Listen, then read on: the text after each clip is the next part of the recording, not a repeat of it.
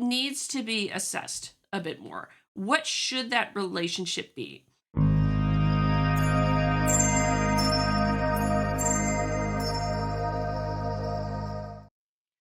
So, unless you've been under a rock for a while, you know full well about the interactions with the Trump administration and the scientific community, arguments with universities, all of those kinds of things. I'm not going to rehash that here. But one of my particular things is I'm not interested in the ramblings and the rantings and the oh my god end of the world that you might hear from others on social media channels and what have you. I'm interested in a lot of more of the deeper questions. And that's where I come to this piece. This piece is in Science Magazine, and it's talking about a recent meeting of the American Association for the Advancement of Science, the AAAS, which, for the record, is the publisher of Science Magazine. So just note on that. And they finally get to thinking more carefully about one of the big questions as it relates to federal government, to science, and that relationship between science and the federal government of the United States. And so I thought this would be an excellent thing to go through. Now, some framing up front. You'll see it might hint to some of their opinions on things. I will not get into that as much here because that's not the point of what I'm so interested in with this. What I'm more interested in is what do they think about that relationship and what are they proposing? Because there is an analogous time here where we had to examine that relationship more carefully previously. And, now's the time to look at it again, which is something I know I've been saying. I know a few others who've been saying it. What is that proper relationship between the federal government and science, and also just by connection there, the universities? And so this piece helps to illuminate some interesting things. It's fairly short, but as always, this will be linked in the description of the video for you. And so, hope you enjoy. Taking a Sharp Turn, published February 12th, 2026. This week, the American Association for the Advancement of Science, the AAAS, the publisher of Science, convenes its annual meeting in Phoenix, Arizona. The meeting's theme, Science at Scale, stands in stark contrast to the diminishing of science by the current U.S. federal administration. Amid political attempts to weaken science, this gathering of people from academia, industry, government, business, medicine, law, ethics, and other sectors is an opportunity to look to the future. Over the past year, actions in Washington, D.C. have jarred science from its path toward breakthrough discoveries and innovation that touch every part of life. Here's where I might disagree with that. Are you sure? And the reason I say that is they get right here to the other aspect of it in the same question here. Let me actually skip ahead a little bit with this because the middle part here isn't entirely relevant. To move forward, the scientific community must reevaluate its relationship with the federal government to support basic research. The share of all U.S. basic research and development funded by the federal government dropped from 70% to 40% between 1980 and 2022. Since 2022, federal support for basic research has declined further. Now, if you want to know where this comes from, I did the video previously on the NSF funding of science that actually points to that. It points to this particular report from the National Center for Science and Engineering Statistics run by the National Science Foundation. And so I'm not going to go hash into all of those again. You can read that part yourself and go back to the video on this channel about that as well. Here's the thing I have to say about that. Decline of federal government support for research doesn't mean necessarily an end of breakthrough discoveries and innovations. Doesn't mean that. There's not a citation here. So can you prove that statement is accurate? That just killing federal government funding, well, not killing it, excuse me, reducing it is the correct thing to say there. Reducing federal government funding has actually just jarred it. There's no breakthrough discoveries being made, or they're much severely reduced, or anything like that. Truth is, we don't know, because the and don't get me wrong, there has been a lot of disruptions to funded research and things like that. That's not what I'm saying. But the statement there is jarred science from its path toward breakthrough discoveries and innovations.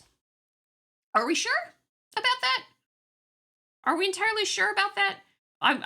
My point is, I want to see the data that backs up that statement. And just having, and yes, actually, funding has been, of course, dropped off for different researchers. I'm not denying that, but I'm asking about this particular statement itself. Open to the argument, whichever way it goes. But I would love to see the data on that. So that's just the point I want to make with that. The current crisis is reminiscent of an earlier time of difficulty that was eventually overcome by the scientific community. The 1980s was a period of deep reflection on the status of basic and applied research and their important link to economic growth in the United States.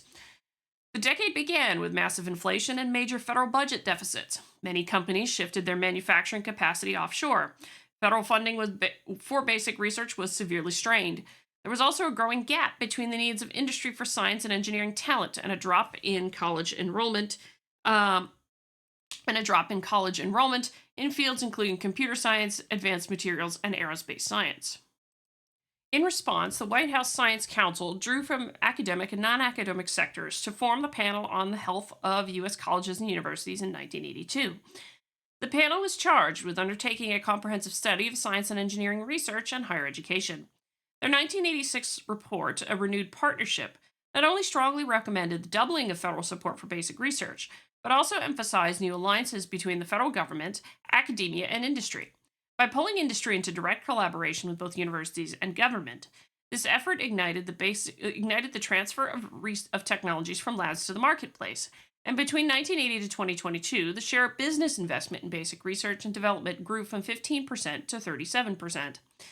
The 1980 Bayh-Dole Act, which allows universities and small businesses to retain title and patent rights to inventions arising from federally funded research, propelled economic growth. What began as a crisis prompted changes that drove innovation and strengthened U.S. competitiveness. Now, this is the thing. This did happen during the 1980s, and it is a good example of what to work with.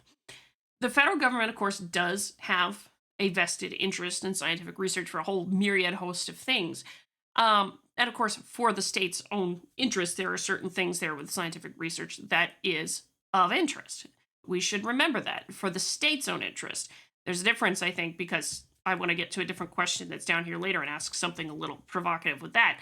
But that is not a bad thing. Federal government should have some support there for scientific research, but it should certainly not be the only one in here. And it is not a bad thing at all that a lot of businesses, industry, and NGOs and what have you have grown as well to help fund scientific research in the United States. That is the kind of thing. There are some arguments there that, well, maybe only the federal government should do it, or only this, or only that. And that's not necessarily good, because one of the concerns here is, like, if you only have one group that's handling the funding of scientific research in some way, shape, or form, I mean, that's kind of what prompted the creation of the National Science Foundation to begin with, is that there was there were several smaller sources, whether they be universities themselves or businesses or what have you, that funded scientific research up until the point of the Great Depression in the 1930s, and the money for the funding for research dried up. And that was what resulted in recognition that there was a need for another source of funding. So, in other words, don't put all your eggs in one basket, yeah? So let's continue here. Now, 40 years later, another reckoning is needed. The scientific community must again work with the government, industry, and nonprofit research partners to reshape the enterprise. One suggestion was laid out in the new Vision for American Science and Technology. The plan, conceived in 2025 by leaders in academia, industry, philanthropy, and government, suggests ways to reduce administrative and regulatory burdens, adopt tax policies to incentivize private investment in research, develop the scientific workforce, and fund basic and applied research in deliberate ways to advance the common good while positioning the country at the forefront of innovation. Now, to that, this is actually what this is pointing to. This is a AAAS thing that's talking about that. It's linked in here, actually, the report itself. Here, Vision for American Science and Technology. Again, you can go take a look at this. This might be worth me reviewing another time, but for now, I'm not going to worry too much about reviewing this. It's just to make a point that this is a real thing, and this is a good thing. To be thinking about that relationship more carefully between science and the federal government, science and part of society, who should have a say in funding it, and what have you there. So, Ultimately, the best science and innovation face the question of scale, boosting output, expanding geographical reach, and strengthening quality. These goals depend on better understanding the final destinations of innovations. The magnitude, sustainability, and equity of scaling all rely on scientific evidence, and collaborations across disciplines, geographies, and cultures are essential for weighing the positive and negative impacts of scaling on society. This makes cultivating partnerships both within the United States and with other countries ever more important. The only thing I would say on that with the other countries aspect is the other countries also have their own particular interests, and a bunch of them may not be very friendly to the United States. Just as a point of note there with respect to that collaborative activity that you're talking about. And the other thing here, and we get to the end with this, I'll make this a fairly brief video today. Last month, Congress foiled an attempt to deeply cut federal science budgets for 2026. The scientific community must build on the momentum generated from this success. Let's maximize the impact of scientific institutions and collaborations that serve the public and turn sharply away from breaking them down. Two-sided thing here. We're talking about the advancing private stakes and things and private funding of research, and at the same time keeping federal government institutions together. Now, as I said, this is the interesting things, collaborations that serve the public. When you're talking about, I mean, ideally you would have the situation of nobody has a say in the research. Like somebody funds the research, but there's no influence upon it necessarily. And, we try for that. We strive for the ideal there. But we can't ignore the fact also that whomever funds the research, they have vested interests in funding it, vested interests in things that they want to know. And sometimes there is seriously the push to get specific things that you want to hear out of the sciences as well. And so that's why there's always this bit of caution, regardless of who funds. The state would, private funders would. This is very, very much true. And this is why you have scientific integrity officers in the federal government that are supposed to help prevent that. And there are things like that. So there's certain questions that I have there that I don't think are necessarily getting answered because federal government is funding research. Fact of the matter, I've heard from a number of folks who are focusing intently on research related to AI at this point because of the desires and wants of this current administration. And that is true of every administration. Every administration has the research things that they are identifying as their priorities.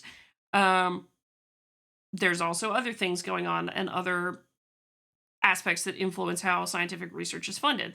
There's a lot more deeper conversation. There's a lot of deeper conversations that can happen with this particular topic, which is why I just wanted to mention it and touch on this thing really quickly. So I honestly goodness think the authors, I'm really happy to see a piece like this come up here in science because it needs to be assessed a bit more. What should that relationship be?